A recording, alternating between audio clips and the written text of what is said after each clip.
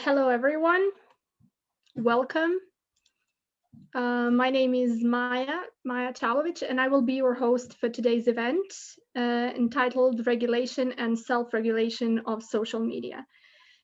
This event is part of a series called Looking Ahead, organized by Media Center Sarajevo and partner media development organizations from the region who are working on a project called Media for Citizens, Citizens for Media. And the series is aiming to address some of the trends and issues we in the media literacy community face today.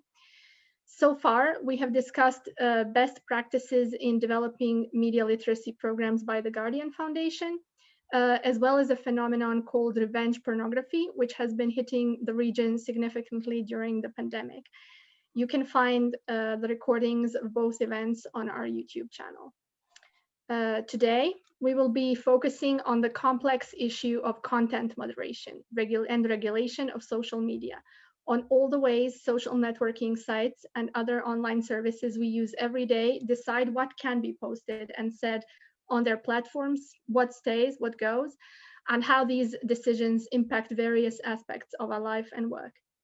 Our speaker today is Gillian York, Director of International Freedom of Expression at the Electronic Frontier Foundation, a founding member of Deep Lab and author of a new book called Silicon Values, the Future of Free Speech Under Surveillance Capitalism. After Gillian's presentation, we will have time for discussion, so please feel free to leave comments and questions in chat and Q&A. We have 3 interpretation channels today: Albanian, Macedonian, and Bosnian, Serbian, Montenegrin, Croatian. You can choose the channel you want to follow below. And you can write us questions in English and also in any of these languages. Our interpreters will translate them for us. So without further ado, Gillian, welcome. The floor is yours. Thank you. Thank you, Maya, for the lovely introduction and for having me today. It's really wonderful to get to speak to one of my favorite parts of the world. So thank you for coming. First, I will just give a brief introduction about myself, my perspective and where I'm coming from, so that you know that we all have biases, and I would like you to know mine. So my name is Gillian York, and for the past 10 years, I've been at the Electronic Frontier Foundation, which is an organization in the United States, although I'm in Germany, based on fighting for digital rights, rights online. We work on a number of different issues, including copyright and intellectual property, freedom of expression, privacy, and building privacy-enhancing technologies. But my specific focus right now is on the global impact that social media companies have in the ways that they regulate speech, both on their own terms and in response to regulation and government requests. So I'll be looking at that today. And I've also written this book recently, and this gets into the background of this issue, specifically from around 2007 until now. So I'm going to talk about some of that today and try to provide a couple of cases to help you understand where I'm coming from and how both regulation and self-regulation impacts people all over the world. So I came to this issue because I lived in Morocco from about 2005 to 2007, which is where I first encountered internet censorship. Back then, it was the government blocking websites, but within a few years, I became aware of the fact that governments were placing demands on social media companies to hand over information about their users, such as we saw in China and some other places, but also to take down speech and sometimes, really important speech, such as speech criticizing government or advocating around educational issues, etc. So really, I guess the perspective that I want to share today is one that this is a very complex issue. There aren't any easy answers, but there is a lot that we can do, both as citizens, but also, there's a lot that we can push our legislators and these companies to do. So without further ado, I'll jump into the presentation. There. Oh, sorry. Okay.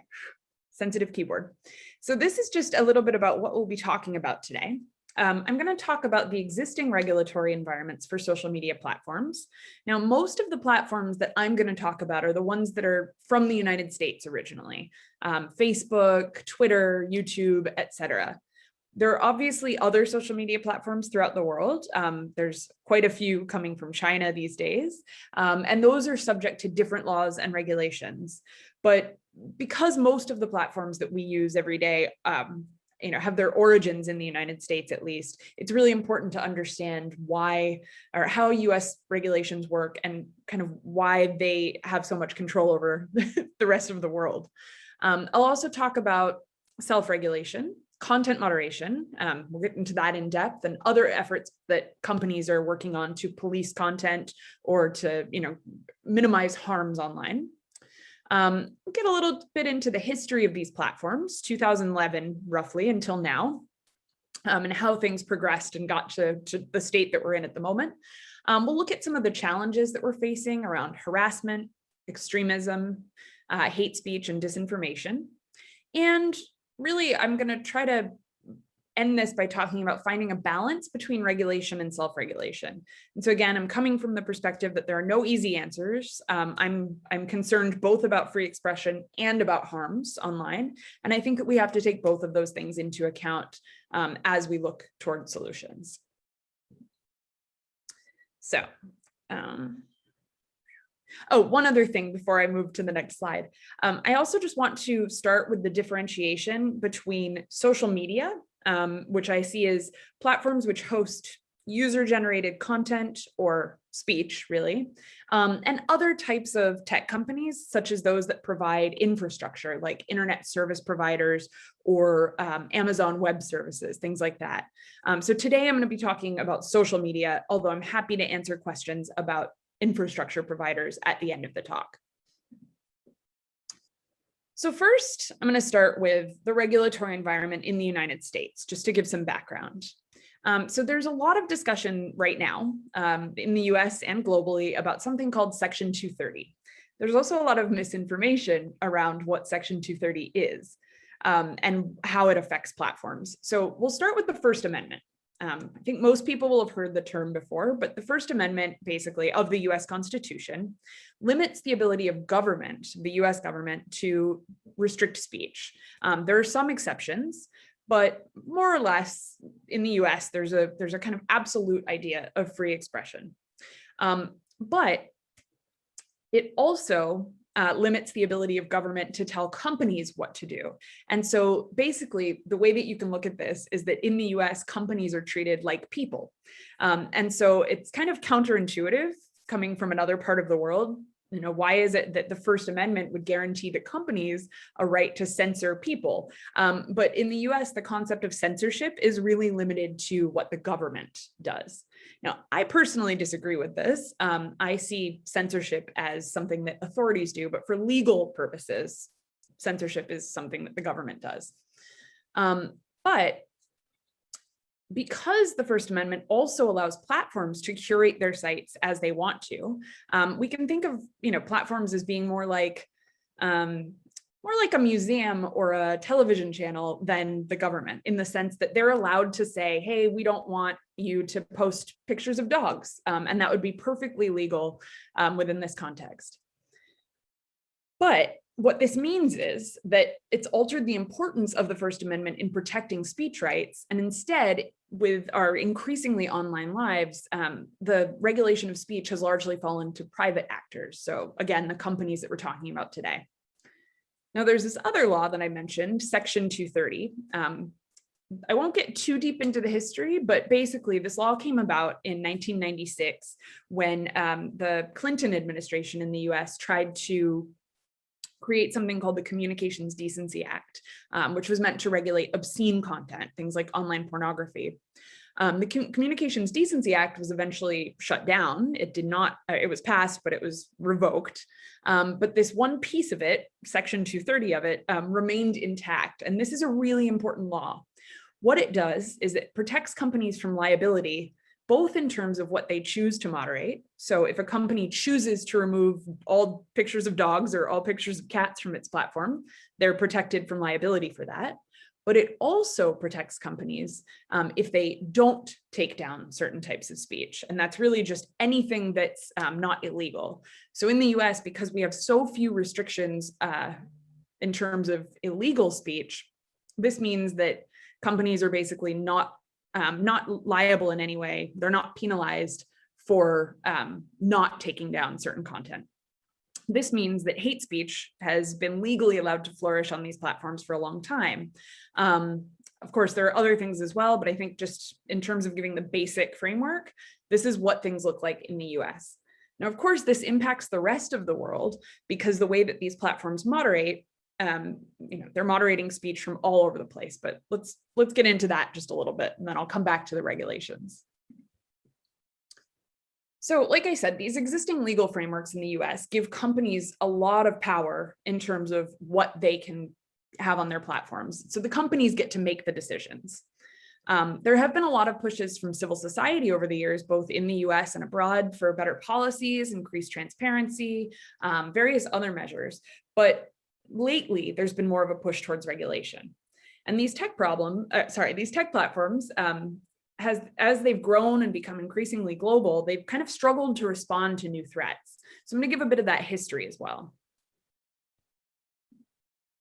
So first, let's just go into what is content moderation. Now, content moderation is the way in which platforms police or regulate what's on the platform, or what they host, basically. So there's kind of two primary methods here to moderate content. One of these is something that I think all of you will be familiar with, and this is called flagging or reporting. And this is what happens when you see something that you don't like on a platform, or which you think violates the rules, and you click a button that flags it or makes the company aware of that speech, and then a human, usually a person on the other end, looks at that speech and says, okay, this is against the rules or it's not against the rules. And then there's another thing that's used, which is proactive detection, and this is happening more and more, especially during the pandemic. And this is where platforms use automation to locate things and maybe decide whether they're against the rules or send them to a human moderator to make decisions about them. Most of the platforms that we use every day are using some combination of these two things. So for example, when it comes to things that are deemed to be international terrorism groups by the United States, those are usually, that kind of stuff is usually detected by automation. And the reason behind this is primarily so that human moderators don't have to look at really terrible things. This is also true when it comes to things like child sexual abuse imagery, and increasingly things like revenge porn, which Maya mentioned in the introduction. This is something where automation is used quite a bit. And again, it's mostly for the purpose of protecting the human moderators, but also because it's less expensive than paying people to look at that stuff. Now, flagging, as I mentioned, is when a user reports content to a platform. The content's reviewed either by the human or by an automated process, and the decision is made about the content. Now, historically, that decision was binary. Either the content is left up or it's taken down. And this is what we're mostly familiar with. But in recent years, companies have found new ways to moderate content that's not a simple binary decision. This includes things like demonetizing, which is really common on YouTube, giving users warnings or temporary bans. We see this a lot with Facebook. They'll lock your account for 24 hours for the first violation, maybe longer for the next one, and so on and so forth. And there are also a number of other measures that companies take, such as punishing users with strikes or other things. This is just an example from Facebook of what it looks like when you report something. So, Facebook creates all of its own rules around all of these different categories, which you can find on their community standards page. I'll get more into that in a minute. But this is basically just what it looks like when you go to report somebody. This is from today, so this is a very recent screenshot. And basically for most users, this is what they'll see. And you can choose the category and then answer some other questions to report the content to the platform. So things have really changed over the years, and I want to just give a little bit of that picture to understand where we were a decade ago when I first started working on this and where we are now. When most platforms that are popular today launched around 15 years ago, the mid-aughts, mid-2000s, they did so with a very minimal set of rules. So when you first joined Facebook, there weren't that many rules at all. There are a couple things that are still true today, like no nudity and you can't use fake names. But for the most part, a lot of things were allowed. And that's the framework that these companies started with. They were really aimed at, free expression to some degree, but I think it was also just because these platforms were really intended for a much smaller purpose in the beginning. They didn't see themselves as these global networks that they've since become. Now, also in the beginning, these platforms only had terms of service. Now, everybody's heard of terms of service, but I think most of us don't usually read them. They're often written in very legal terminology and difficult to understand. And later, these companies faced pressure to create rules that users could actually understand, and that's where community standards or community guidelines came from. So today, when you look for the rules on most of these platforms, you'll find a set of terms of service that are still there, the thing that you sign when you first sign up to a platform or register for it. But then there's also a set of rules that are written in very easy, simple language that are meant for you to be able to understand. One thing to note about Facebook, this is kind of interesting. Facebook launched in 2004 or 5. It became available to the rest of the world in 2007, but they didn't actually provide community standards until 2011. So in the early years, when people were using Facebook, they would often be kicked off the platform without even really understanding what the rules were. And so we can see how much that's changed over the years. Now there's a very complex list of rules, and that's true for most of the platforms that we'll talk about. So I think it's important to understand the history, to understand how we've gotten to the place that we are now. I joined Facebook in, I think, 2005. It was only open to US university students and graduates at the time. And like I said, it didn't have a lot of rules, and it was very limited in terms of who could participate. And then it started to grow, but still in 2007, when it opened to the entire world, there were most places in the world didn't have very high internet access rates. And so it was still a small number of people compared to the, more than, I think we're at 2 billion now, people using Facebook. And this is true, of course, of YouTube, of Twitter, et cetera. And so in 2011, I think before 2011, social media was seen as a largely positive phenomenon. It allowed us to connect with other people, allowed us to make friends all over the world, to learn things that were happening in other places that we might not otherwise see through our country's media. And for me, it was a really, really positive experience. Living in another country, I was able to connect with people back home for much cheaper than picking up the phone.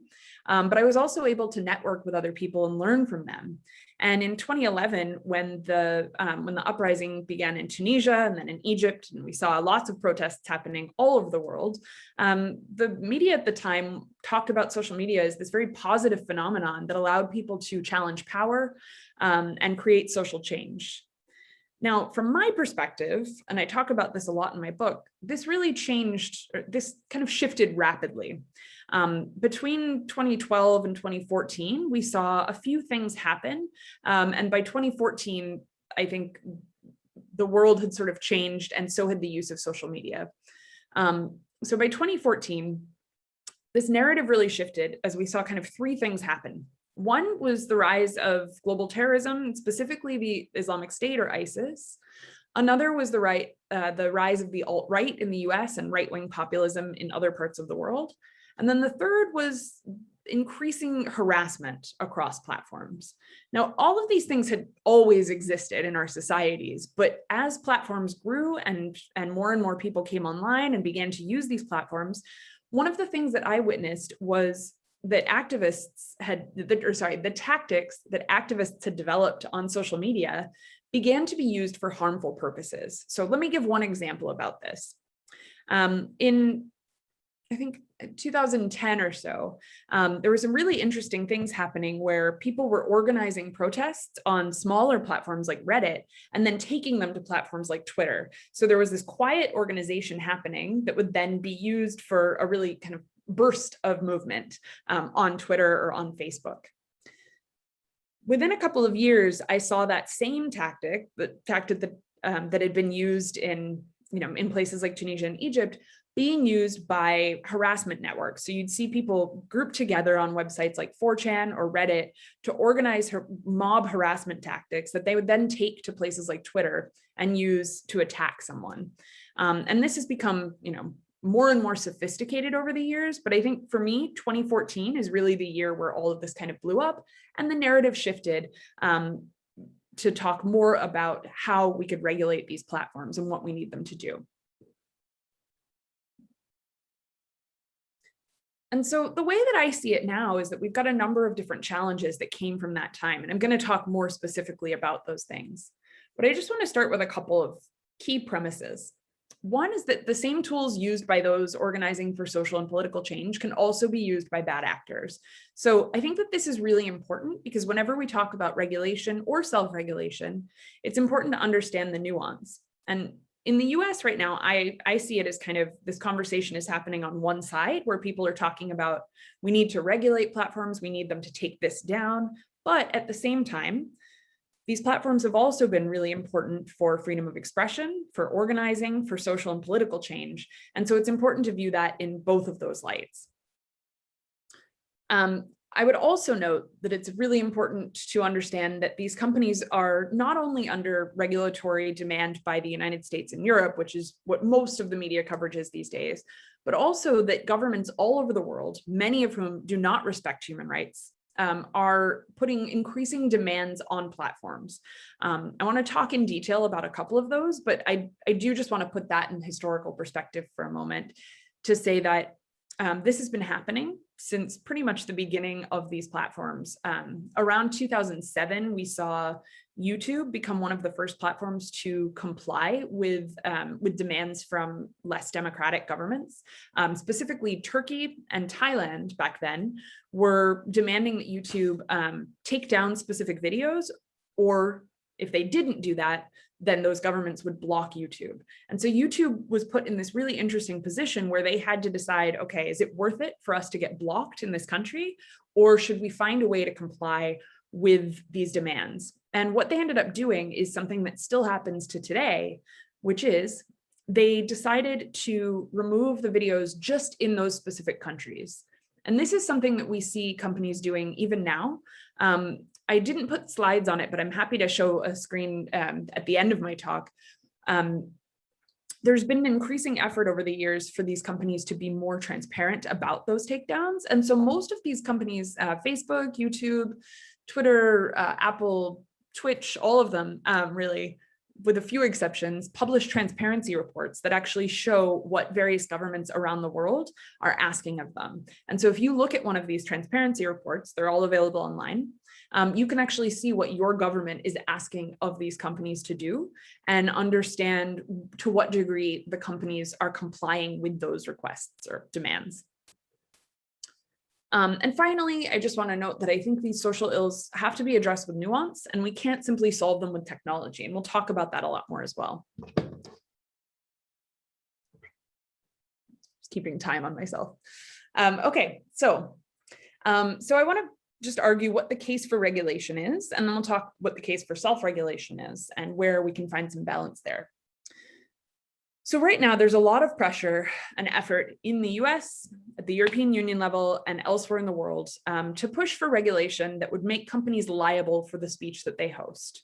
Now, this is really tricky because it will, in the US, it's very tricky because of the fact that these companies are protected by the First Amendment.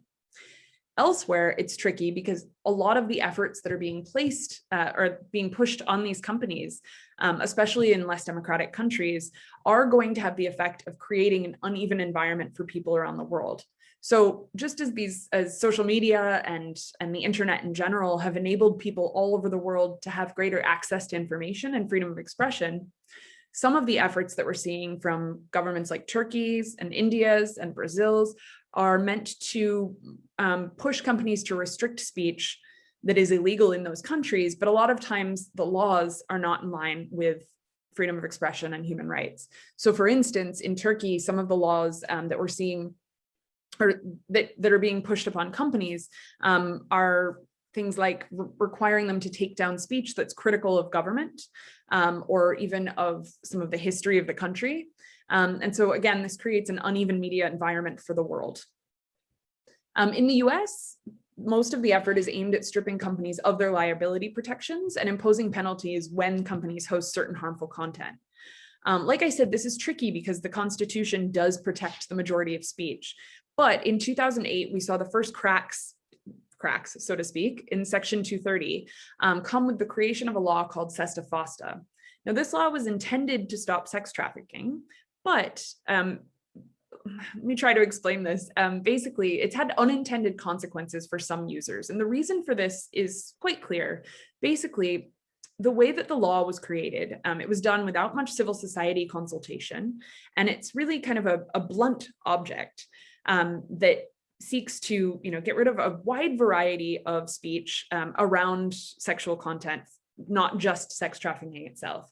Now, the issue here is that because the companies will be held financially liable, potentially for hosting any unlawful content, oftentimes what we see happen is that the lawyers that work for these companies, the counsel, they push stricter rules on users in order to make sure that they won't be held liable. And so this has what's called a chilling effect on speech. And this is really the concern that I have and that a lot of civil society activists have about some of these liability efforts. And really, this is because we've seen this happen in a number of different areas. I won't get into too much detail around them. I think Sesta Fosta is a really good example, but if you're interested, a couple of areas to look at are around US sanctions law and some of the rules in Germany, which I'll talk about as well. Sorry, let me move on. So like I said, there are regulatory efforts in a number of countries to impose financial and other penalties on companies. And a lot of these work by forcing companies to remove content within a certain time frame. In Germany, we have a law called the Network Enforcement Act, or NetzDG, which pushes companies to remove illegal speech within 24 hours. And so this creates a disincentive for companies to allow a broad range of speech, and it has resulted in over removal of certain content that the platforms or that the content moderators think falls within that category. And then there's kind of another set of regulatory efforts that I actually like a lot more, such as the Digital Services Act in Europe. One of the best parts of the Digital Services Act is that it would require companies to act with greater transparency and accountability toward users. Like I said, these companies are already publishing transparency reports, but they're still limited in what they contain. Most of the transparency reporting is focused on government demands, but there's not a lot when it comes to what the platforms actually take down within their own frameworks. And so one of the things that civil society has been pushing for is for companies to publish things like their error rates. And that means basically how many mistakes do they make when they're moderating content. There's reports that suggest that Facebook's error rate is maybe 10%. We believe that it's actually higher. So of all the content that they moderate under their own rules, that 10% of the decisions that they make are mistakes. Knowing that information would help users make informed decisions about what they post and help them to understand which platforms they would want to use.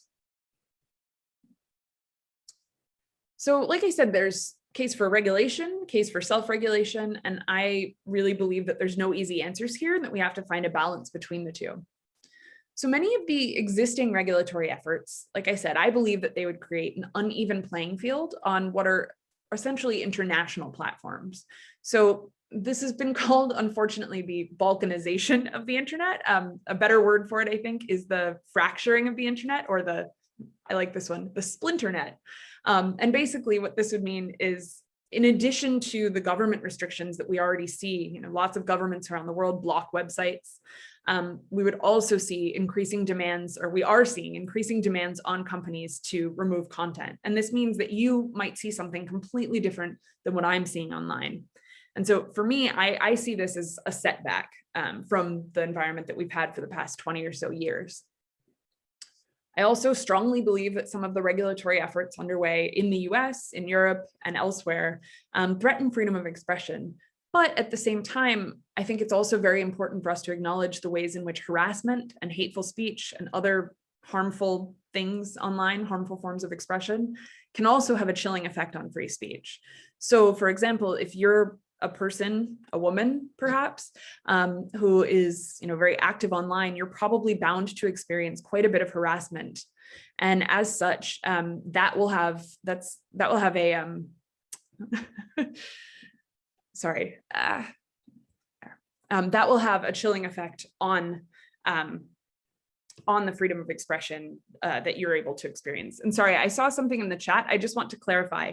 I do not use the term Balkanization of the internet. It is a term that has been used in the critique of this phenomenon for a long time, but I prefer the term splinternet, and I think we should get away from using that terminology because it's wrong. I just think it's important to note because it has been used for many years by Western commentators. Finally, the current civil society efforts toward self-regulation are focused on a handful of things, including transparency, accountability, due process, so that's appeals, making sure that users have the right to appeal decisions made by companies, and better tools that could be put in the hands of users to help them moderate their own spaces online. We've seen, in the early days of these platforms, you couldn't block other users. You didn't have the ability to curate your own feed. And even today, a lot of what we're shown is based on decisions made by algorithms, automation. If we put better tools in the hands of users to moderate their own spaces or to decide together, such as with Reddit has a very different system that allows users to vote content up or down. That would enable users to create a better online environment for themselves. And finally, there's a growing focus on ensuring that universal human rights frameworks are utilized to guide regulation and self-regulatory practices. And I believe that this is incredibly important. I think that if we look away from the US form of regulation and toward the ways in which universal human rights put forth, the way that universal human rights frameworks can be utilized, we would see that there is a balance between expression and safety and other important rights. And so freedom of expression is very important, but it's not the only right that's important for us online. And so, how do we find that balance? So here's what I believe, but I'd love to have this discussion with anyone. I think that the status quo can't work. Right now, we're seeing companies remove critical speech while also allowing things like disinformation, harassment, and hate to thrive. But I also believe that a binary approach isn't the solution, and that any efforts to rein in platform power need to take into account freedom of expression as well. So again, we have to find a balance between the rights to safety and security and the right to free speech. I think that transparency, accountability, and appeals are really important, and I'm going to talk about one key effort briefly after this that I'm working on. But I also think that we have to think about the business model and the platform architecture. So right now, the way that platforms are designed is often about increasing profit for them rather than about creating a good user experience. And so it's really important to look from the ground up in the models, the design models of these platforms to find ways that they can be useful for all users and not just a single set of users. And in order to get there, of course, we have to make sure that a wide variety of people from all over the world are included in these design processes, as well as in policymaking processes. And my book talks about this a lot, but that's not what's happening. Right now, most of these companies have a very a very American approach to creating their policies and in designing their platforms. And people from all over the world, and particularly the global South, are not brought into these processes often, if at all, then until the very end. And this is something that I believe has to change and could change right now if there was the will to do it. And finally, I think that we do have to look toward non-technical solutions. I don't believe in techno-solutionism. I think that in order to address these problems, of course, there are technical things we can do, but if we don't address the underlying societal issues, we're not going to see these things change. Come back to that slide so I can just keep on that thread, and then I'll talk about that other effort at the very end. So I think that there's a number of different things that governments and people can do right now that don't rely on the tech companies or techno solutions to solve them. Media literacy, which is what this whole program is about, is one of those key areas. When we talk about disinformation, for example, or misinformation, there's a lot of effort at the moment, especially in the US, that really is kind of looking at these platforms as being the main spreader of misinformation.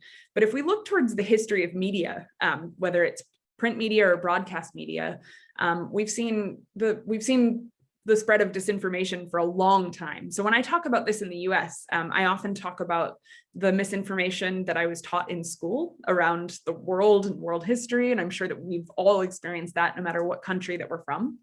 When I talk about US media, I think about the ways in which the US reports on the rest of the world and how unbalanced that often is. And so we can't just blame the platforms for creating this. Of course, algorithms and the kind of hands-off approach that these platforms have had to the spread of disinformation has exacerbated the problem, but it didn't create it. And I think that that's really important for us to note. And so therefore, to me, one of the biggest solutions to this is media literacy training from the very beginning in schools, that teaches critical thinking and an approach to the media that is not the way that I was taught, basically, which is to accept things, to not challenge them, etc. I also think that better training of law enforcement and judges to enforce existing laws. So when it comes to harassment, this is a really interesting problem for me, because in the US, as in most places in the world, harassment is not considered legal speech. And yet the platforms take a hands-off approach to moderating it. But often when people turn to law enforcement, and I know this to be true in most regions as well, law enforcement often puts their hands up and says that it's not their problem either. And so if you're dealing with harassment online, you often have very few solutions other than, say, blocking someone. And that's not a very sufficient solution. And so yes, on the one hand, we should be looking to platforms to find ways of moderating harassment. But at the same time, we also have to make sure that before harassment turns to violence, that we have ways of affecting it in our societies as well. And so that, for me, it comes to better training of law enforcement and judges, as well as, of course, education and stopping hate and harassment before it starts. There's also a lot of efforts, which I'm sure you're familiar with, around reducing screen time. And I think that this is another important thing as well. But especially during the pandemic, I'm a bit wary of this approach. And the reason for that is, it's become, I assume that this is true for many of you as well, but it's become very clear to me how reliant we are on not just social media, but on the internet as a whole. Many of us right now are reliant on the internet to do our jobs. I know here we're under a pretty extreme lockdown. I can't really do much outside. And so I rely on the internet to get my groceries, to access basic services. And so that's another really important part of all of this. We can't simply rely on any one solution. We also have to recognize the role that the internet is playing in our lives right now and will continue to. And finally, I think that we have to consider how globalized these platforms have become, and that a lot of the regulatory ideas, as I mentioned before, if they don't take into account universal human rights, then we are going to see a much more fractured internet, one where people's access to information is imbalanced. And for me, this really plays into existing global inequality. I want to give just one example. This is a little out there as an example, but I think it's a really important one. The United States has economic sanctions on a number of different countries. And as a result of this, there are places where people are not even able to use some of these free tools because the US places laws on those countries. And so what this has done is there are places in the world where you can't even access the wide variety of ebooks that most of us can, because of a bad US regulation that bans people in another part of the world from doing so. If you take something like that and you add on to that other penalties for these platforms, I think that we're going to see really a decrease in access to information that could be incredibly troubling in a global environment where we're all competing for the same jobs, where we're moving around a lot. And so that's why, for me, it's very important that any regulatory frameworks take into account a universal human rights framework. I want to just go back to that other slide, and I think I'm running out of time. Yeah. This is one effort that I just wanted to share. It's something that I'm really proud of that we've been working on with a global group of organizations. In 2018, we created the Santa Clara Principles on Transparency and Accountability in Content Moderation. And these are really just focused on 3 basic areas. We want companies to publish transparency reports. I mentioned that earlier, but the website santaclaraprinciples.org gets into the details of this, but basically we want them to publish numbers, things like their error rates, to demonstrate what they're actually removing. The second one is notice. One thing that a lot of users experience on these platforms, when they violate the rules, they often don't receive clear messaging as to what they did wrong. And so that's why it's really important that companies are clear with users and provide them with sufficient notice. And then the third one, appeals. I talked about that a lot, so I don't need to repeat it. But the reason that I bring up this effort is because in 2018, we actually wrote an open letter to Facebook that was signed by 108 organizations in more than 30 countries. We all agreed and sent this letter to Facebook demanding that they take these principles into account. Now, Facebook has not done that entirely, but what we've seen since then, they did create a full appeals process, and we've seen a number of companies endorse these principles. So for the past year, a bunch of these organizations, again, in multiple countries, we've been working together to revisit these principles and to look at what else is needed. And so that's where I just want to invite you, if you have any thoughts on that, you're welcome to share them with me outside of the talk. But really, some of the things that we've heard from groups around the world were really important in this process. One of them was around language. And so I just wanted to mention that because I think that for many of you, this will be an issue. A lot of these companies do not employ sufficient numbers of people to moderate content in local languages. And a lot of the decisions that they make around who they do employ and what languages they focus on are based on economics. And so it is economically important for them to moderate content well in Germany and in Turkey, for example. Those are 2 very big e-commerce markets. But of course, I think for a lot of the countries that you're in and for the vast majority of the world's countries, it's just not that economically important to these companies to make sure that they're doing a good job of moderating content. And so I just wanted to share that that's one of the things that we're going to be pushing companies to do, is to be transparent about those numbers so that groups all over the world can advocate better for their needs. Yeah, so I think that was my last slide. There we go. Yes, thank you. So I'm going to stop there because I think that a lot of interesting questions will come up, and I want to make sure that I do clarify anything that that you want to ask about. So thank you. Thank you, Jillian. That was very interesting. And let's see if we have any questions from the audience. You can write questions in chat or Q&A. You can write them in English or Albanian, Macedonian, or BCSM. And our translators will translate the questions.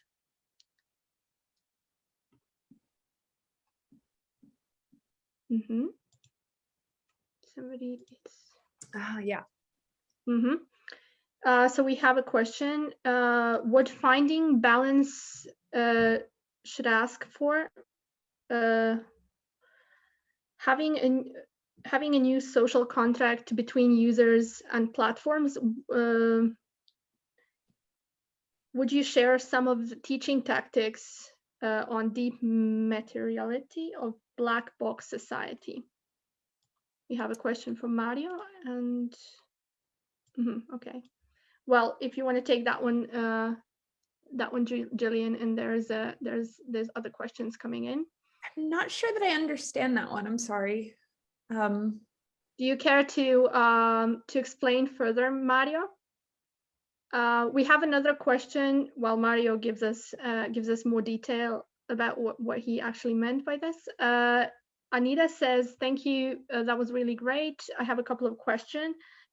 First, social media have been introducing new rules against the spread of conspiracy theories and disinformation on COVID-19, but have been criticized that these are not efficient. What is your opinion on that? Sure. So this is where I get to talk a little bit more about my opinion, which I'm much better at talking about, frankly. So social media platforms have a really hard problem in front of them when it comes to misinformation and disinformation and conspiracy theories. So I want to talk about, I'll use the example of vaccines and medical misinformation just to explain how difficult this problem is and why I think the measures are not efficient. So when it comes to medical misinformation, you've got two problems.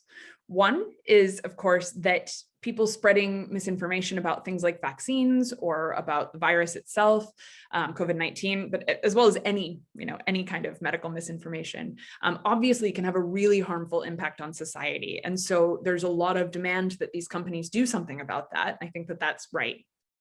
At the same time, I think it's also important for us to note that historically, there are plenty of medical issues that medicine has been wrong about.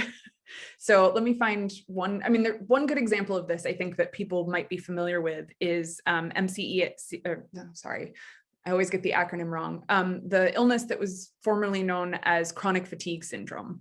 So this is something where over the past decade, we've seen people with this illness advocating for themselves and advocating against the medical industry, and they've successfully shifted medical practice around this particular illness.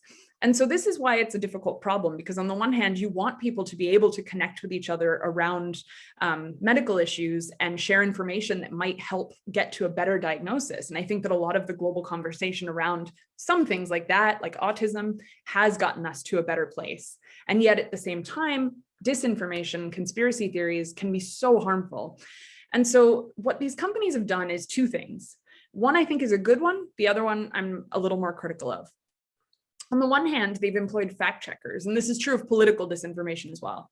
They've employed fact checkers to correct misinformation and share correct information about things. And I think that this is a good approach, especially when a variety of fact checkers are employed. And yet at the same time, there's been some problems with that, as we've seen with like the employing of the Daily Caller, which is a right-wing news site, to do some of that fact checking. And so it's very important that they ensure that the sources, the people that are doing that fact checking, are getting things right. Another thing that they've done has been a little bit more blunt, and I've actually seen it result in some negative impact. And this is the kind of automated correction of information. So when you go on Instagram, for example, if somebody's talking about the vaccine, Instagram will just slap this big label over it that points you to, if you're in the US, it points you to the CDC. If you're elsewhere, I think it points you to the WHO or maybe your local health authority. But this one is actually sometimes not so good, because it can actually be applied to positive information as well. And I've seen this labeling kind of go on top of really key information about the vaccine. So I think, yeah, my opinion is basically that they're not doing enough. They could do a lot more. And really the reason that they're not is because that would require them to invest more in people. And really these companies don't have much of a financial incentive to invest well in content moderation. And that's, I think, why we're seeing this problem.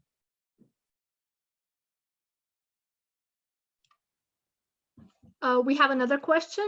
Do you think the internet platforms will eventually upgrade terms and conditions?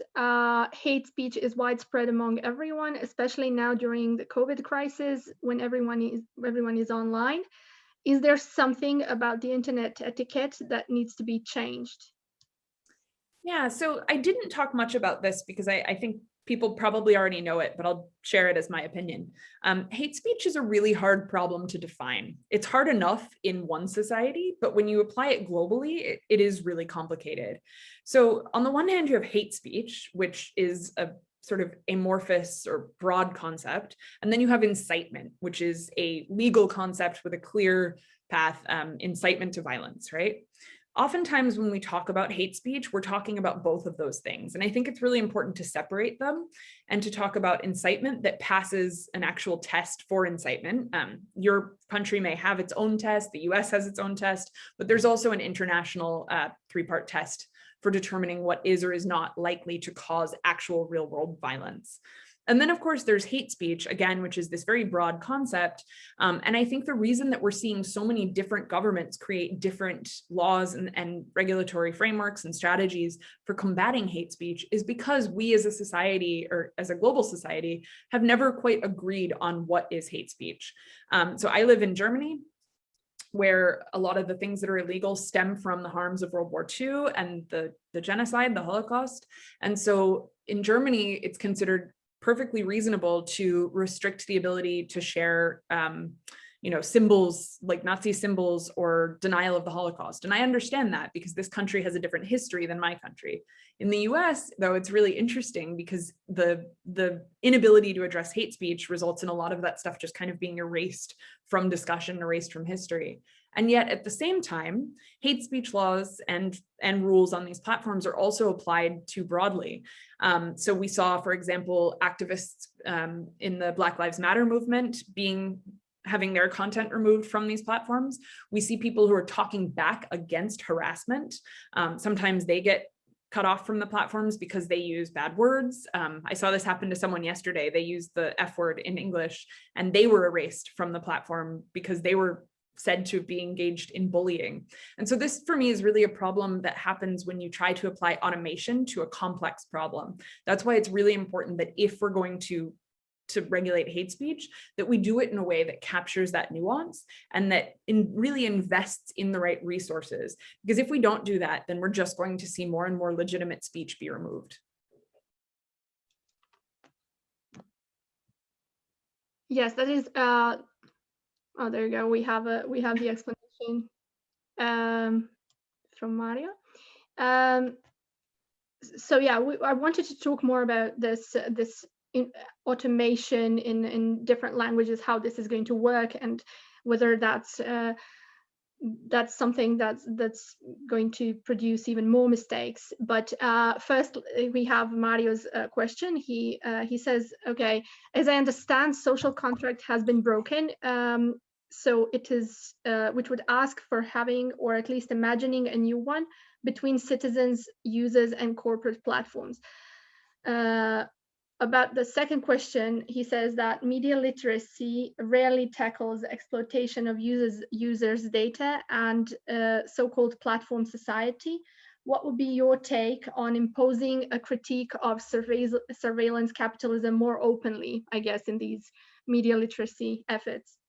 Yeah. So I didn't talk much about surveillance capitalism. I was just looking for the quote to define it properly as defined by Shoshana Zuboff. But basically, surveillance capitalism is, I think, just so we're all on the same page, is the way in which these companies gain profit. They gain profit by sweeping up all of our data and guiding us to buy more things through advertising. That's really their business model. And so I see surveillance capitalism as the overarching framework within which these companies exist. That's why my book has the tag, The Future of Free Speech Under Surveillance Capitalism. And so I do think that that's a really, really key part of media literacy, to understand what these platforms are there for. Facebook and Twitter and all of them really kind of sold themselves to us as being ways to make the world more open and connected, to use Facebook's early tagline, or to be able to engage in activism. And in their early years, they actually did a lot to make us believe that that's why they were here. And that's why I think it's really important for us to understand that their primary motivator is profit, and everything that we're sharing on these platforms helps them make more money. And so if we view it within that lens, I mean, yes, we can still use these platforms. I do use them. And yet at the same time, I'm much more careful now about what I share and what I expect. I think a few years ago, I still do, I get a lot of emails from people who claim that they're being censored by these platforms. And I do believe from a philosophical level that it's censorship. And yet there's a great misunderstanding by a lot of users around the world about the fact that these platforms have no obligations in terms of free expression.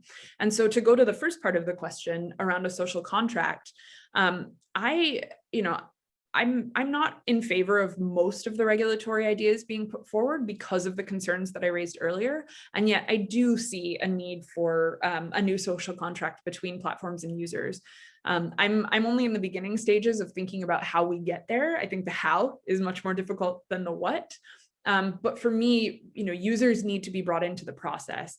And so we're seeing things now like the Facebook Oversight Board, which I wanted to talk more about and forgot to put it in my slides. So, but the Facebook Oversight Board, for example, is one method. I think it's a very imperfect one, but it was created as a way to have external judgments on Facebook's decisions. And so the reason I don't like it is because it's a little oversimplified, and the mandate does not allow decisions that are made by the Oversight Board to have an impact on future decisions. But at the same time, we're seeing the members of that Oversight Board shift its purpose, and they're starting to make policy recommendations to Facebook, and they've already shifted the mandate of what the Oversight Board does. So at first it was there just to look at decisions that were made around takedowns. Now it's also there to look at decisions being made around what are called leave ups, or things that the companies did not take down that perhaps they should have. But I think that it's not enough, and we do have to think about ways to bring people directly into the process. And so I'd like to see more effort focused on that instead of ways to make companies liable for what people say. I hope that answered the question. I think so. We have a lot of our guests today, attendees are members of civil society organizations and journalists, and we have several questions about the specific ways that these platforms treat certain kinds of audiences. A question we have from somebody following on Facebook through our stream is kind of going to what you talked about earlier about Santa Clara principles and civil society's efforts to kind of influence the regulation of social media. The question is, what would you say was the greatest win of the civil society so far in getting the social media platforms to listen to their concerns, and what might be the actual channels to reach these platforms by civil society? Our audience member is saying, how big do you need to be for them to listen to you? Yeah, that's a great question. And I also want to make sure to answer your question about automation if we have time. So to this question, I think probably the greatest win that I've seen, and this is obviously from my own perspective, but also just in terms of global impact, is the original push to get companies to publish transparency reports. That came from civil society. It wasn't the company's ideas, nor is there any legal obligation for them to do so. It started around 2009, I believe, after Yahoo, remember Yahoo? After Yahoo handed over information about a user in China to the Chinese government that resulted in that person being arrested and imprisoned for more than 10 years. And so after that, there was a strong push by civil society, which was much smaller at the time, to push companies to publish these transparency reports. And it started with Google, and by 2014, I think almost all of the companies were doing it. And now they've expanded their transparency reporting, often in response to civil society.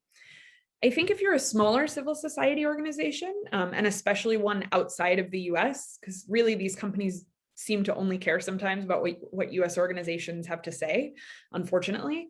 I think it's really important to get networked with other orgs, whether they're in Europe or the US, because of just the way that it works. A lot of these companies just, they don't want to do the work that's required to understand who they need to listen to.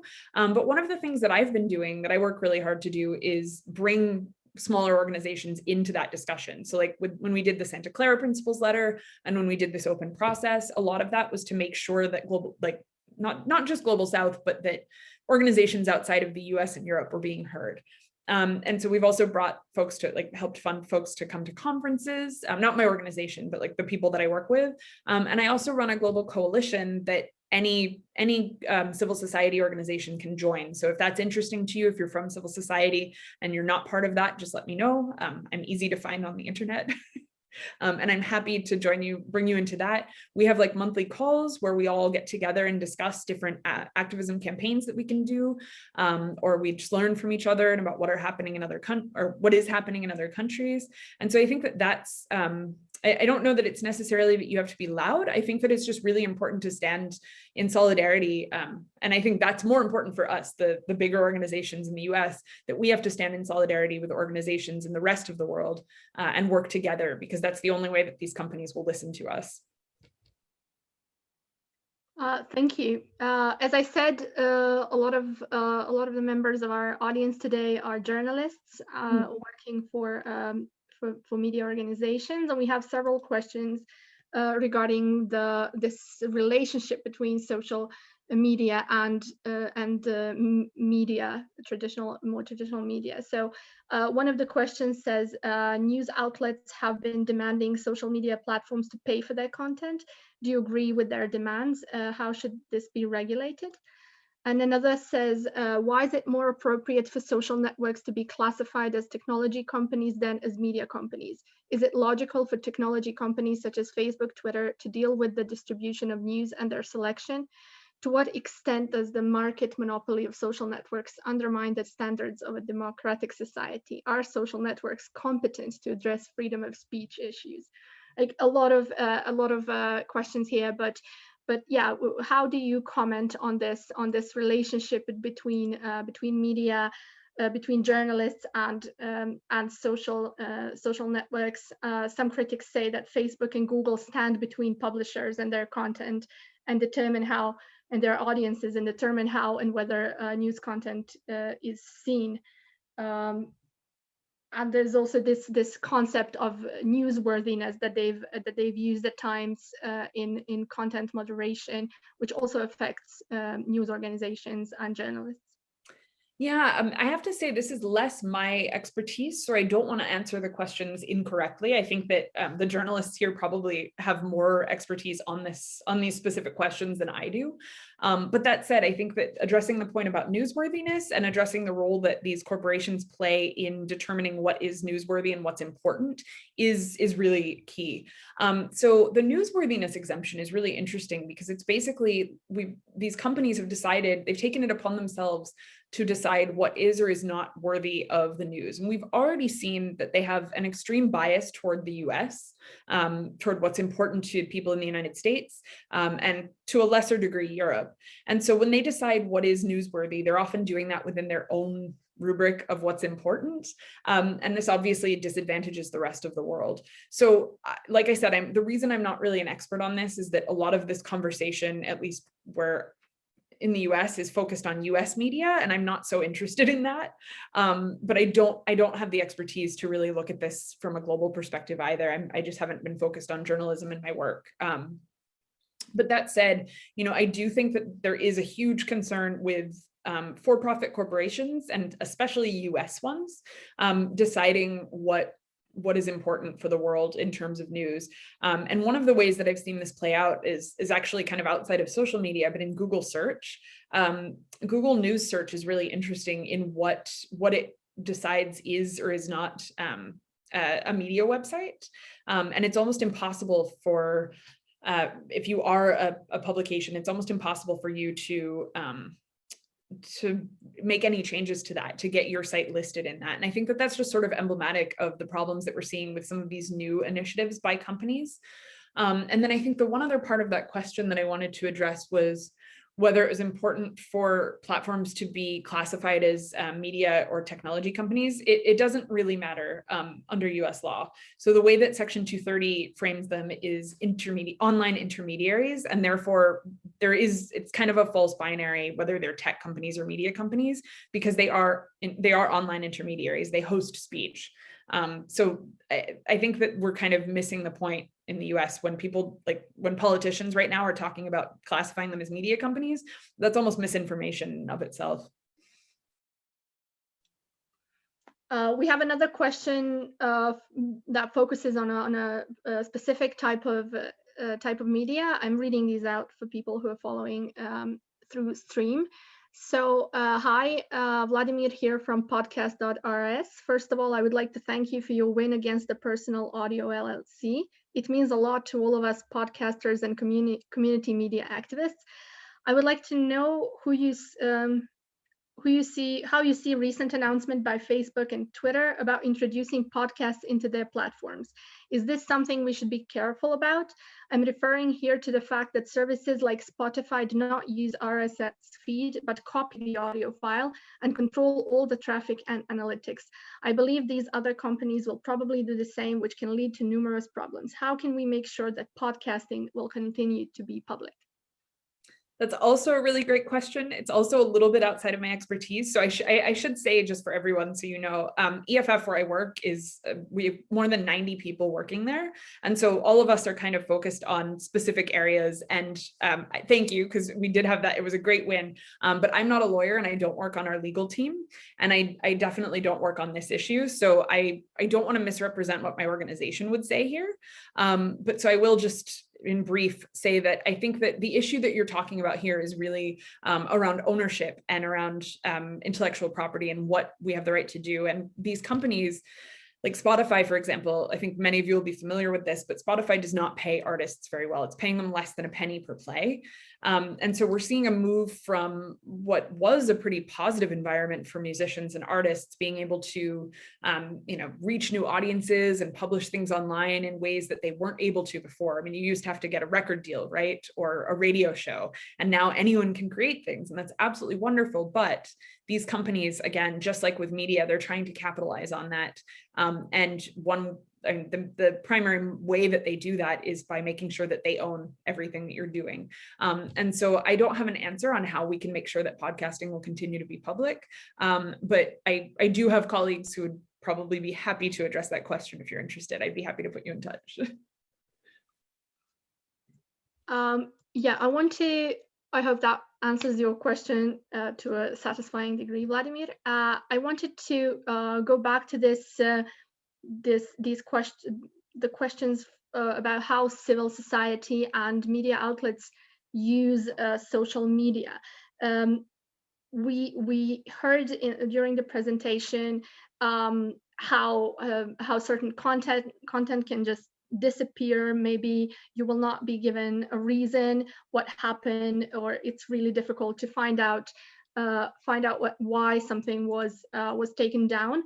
How should civil society organizations and small media outlets use social media? What is the best way to kind of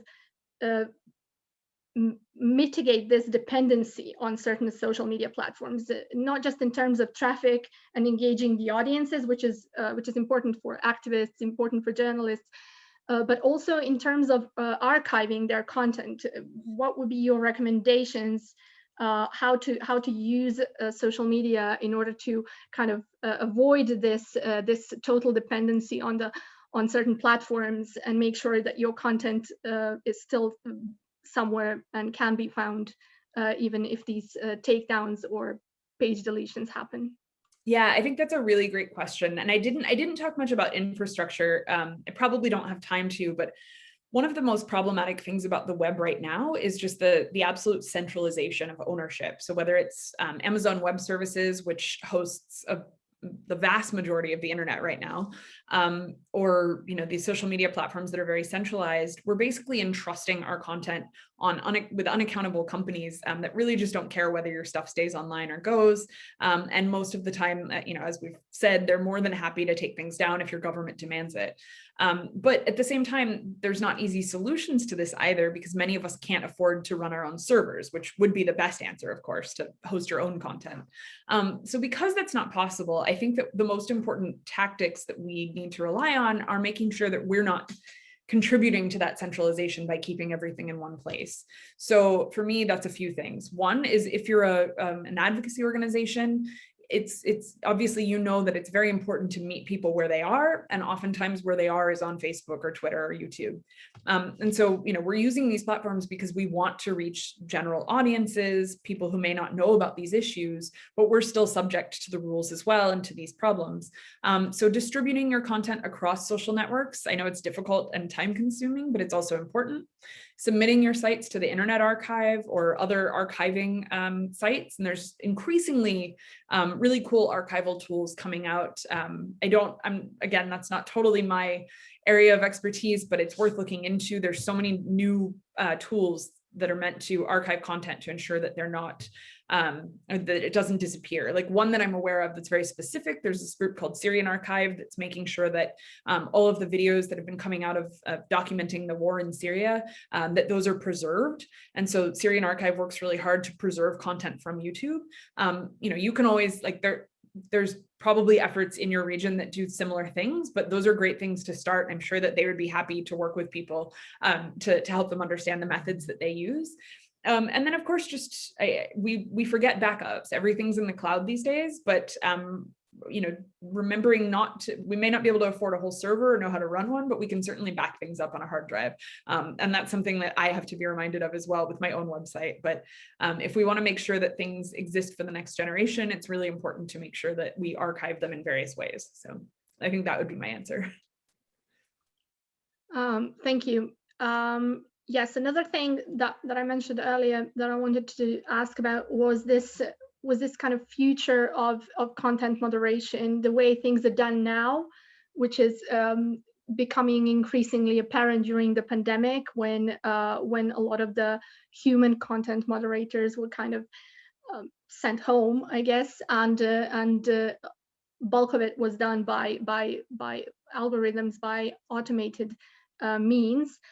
What does this look like for non-major languages? What kind of accuracy and access can users from smaller markets expect now that things are done this way? And how do you think things will be done in the future? Whether this trend of automation will continue, or what are the ways that we can expect our content to be moderated? Yeah, thank you. That's a great question. So it's really bad, to be honest. And I'm just going to share a quote from someone who is one of the early Facebook policy architects. He was kind enough to talk to me for my book. It was really hard to get people to speak on the record. But basically what he said is that automation works well for classifiable content, but for most other things, it's a poor substitute for people, for humans. Basically what he gave me the example, it's a little bit of a crude example, but he said, like, an image of, let's say, someone nude, a famous nude person. You might say, okay, this is a famous photo of a person who's nude, but a machine can't determine, who that person is, what the context of it is, because there's no context in the photo. You have to know other facts, you have to know history, and those problems are really hard. And it gets even harder when we're talking about actual text or speech, because there's nuance in what people say. And so, whereas with an image, you might be able to say, okay, this is, these are grapes, right? Like, that's easy. These are grapes. Grapes are not allowed, so we'll put them in the not allowed pile.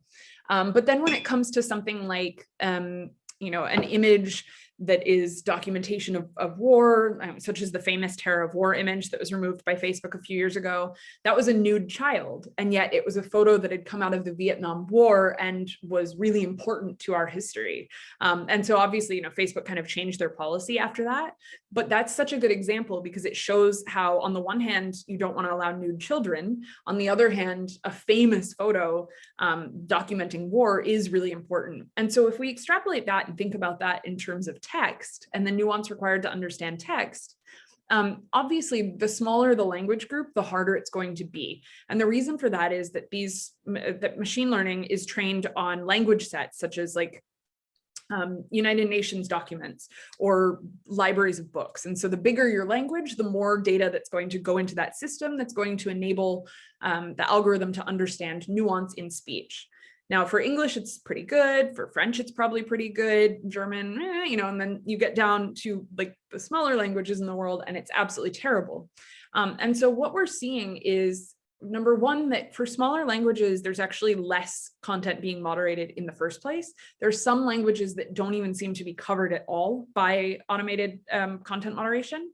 I would guess that for the languages of your region, there's some, of course, but often it's very blunt. And so what we've seen, Facebook actually explained this. I won't pull up the page right now because it would take me a minute, but Facebook has actually said that when they're dealing with a conflict in a region where they don't have a lot of that automation in place, or where there's not a large catalog to train machines on, that they'll, if there's a word that's become controversial, then they will basically take that word and ban it in all circumstances. And so the negative impact of this is that you're going to see words that have both negative and positive meanings, or negative and neutral meanings. The word will entirely be erased. I don't have a very good example for that one that would be widely understood, but imagine, a word that is used as a slur against a certain group, but maybe also used by that group to describe themselves. This is a pretty common phenomenon. That's one example where this happens. And so it both protects people from hateful speech, but it also disempowers them in terms of self-reference. And so there's a lot of that kind of blunt automated moderation. And there's really just not, right now, these companies don't have any incentive to invest well in smaller languages, but they're also, as I mentioned, they're challenged by the fact that there aren't large libraries of information in those languages that machines have already been trained on. So it's really kind of a dual problem. And that's why I would be very wary of advocating for more automation, particularly in those smaller language sets, because, as you know, you do need kind of human nuance to understand it. And I understand, of course, that in your region, there's nuance even between a kind of large language group, right? Between each of the different dialects, or I'm not sure if that's the right term, but so I think that that's another area where you would need not just humans, but humans from each of those places to understand the way that certain terms are used from country to country. Yes, even for larger languages as well, like Spanish. Obviously, words are used differently in Spain than they are in, say, Chile. So if that helps understand. Yes, and would those efforts to kind of automatically block certain words, certain phrases, extend to also having an online discussion about the use of the term? So if you wanted to just from a philosophical point of view, kind of, or linguistic point of view, have a discussion, would that discussion would also be blocked? Yes. Yeah. So there are words. I mean, it's not, I wouldn't call this a widely common practice, but I mean, as I said, Facebook's actually admitted to it. So I can't pull up any of the words immediately in my brain, but there are some terms that are just completely banned from being used at all because of the ways that they're used in hate speech. And so you wouldn't be able to have a conversation about that word. You would have to use substitutes for that word. This is also true of certain images. Obviously, like things like swastikas are just not allowed. And so when you do see a swastika get through, it's because somebody's found some way to get around the system, which we don't want with swastikas, of course, but with things like being able to talk about the use of a term. I think it is actually really important for free expression for people to be able to discuss words and talk about why they're so harmful rather than just have them completely blocked out.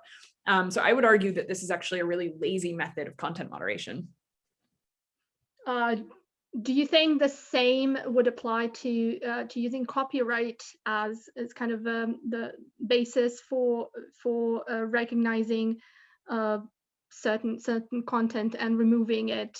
Is this something that affects speech on the platforms the way that copyright is used for removal of content?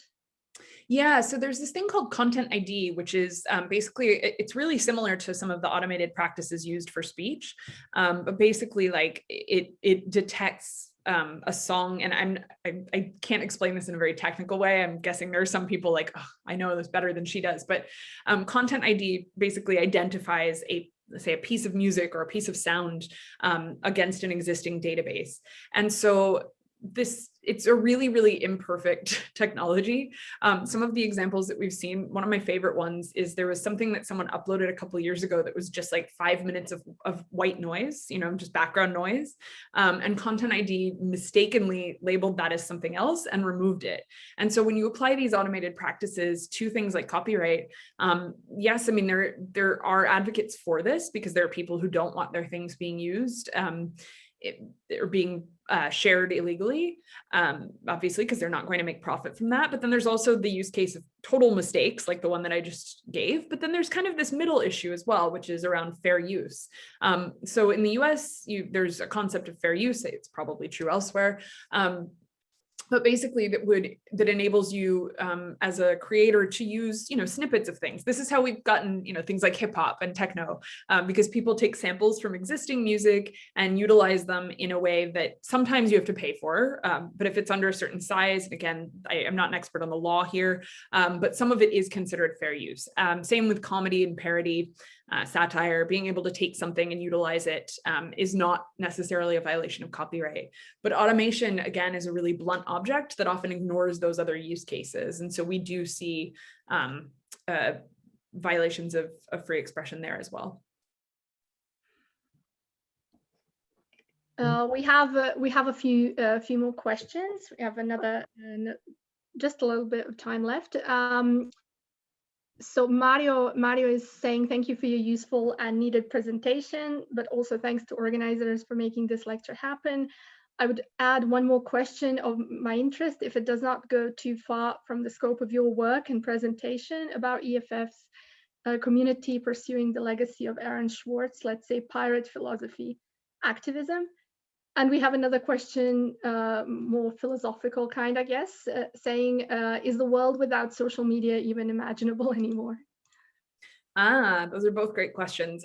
So Aaron Swartz, so that is it's a question around, I guess, pirate philosophy activism and copyright. Again, I don't work on those areas, so I'm not sure I can answer this one very well. I know that there's a lot of work being done here, but again, I'm in Germany and my colleagues that work on US things are in the US. So I'm competent in talking about the US, but I work mostly on issues related to the rest of the world, which makes it hard for me to answer this question well. I mean, that said, we're definitely still very engaged in those legal fights in the United States to ensure that activists like Aaron Swartz are not prosecuted for the things that they've done. I think that, yeah, there's a lot of effort by other groups. There's a great group in the US called Fight for the Future, which works on this. But yeah, I'm sorry that I can't answer that one in full. I wish I could. And the other question was, remind me, I don't see it. Can you even imagine a future without social media? I can't, and yet I want to. Yeah, I mean, I think the pandemic has been really hard on all of us. And I think that for me, it's just demonstrated how difficult it is to extract ourselves from these things. And yet I feel like I'm seeing a lot of harm, not just the harms that we've talked about, like harassment and hate speech come from these platforms, but also just a very insular, like circular discussions happening right now, especially around regulation, around what to do about social media. I feel like I'm seeing a lot of ideas come about that really ignore the history and ignore the background of things that we've seen. So in the US, I'm seeing a lot of people advocating for regulations that were already shot down 15 years ago, seeing people advocate for things like the fairness doctrine, which I believe would hamper free expression. And so I worry that social media is kind of damaging to us. And yet I'm also very aware of how reliant people are on it, not just for human connection right now. I don't know if anyone else is living alone at the moment, but I'm temporarily alone.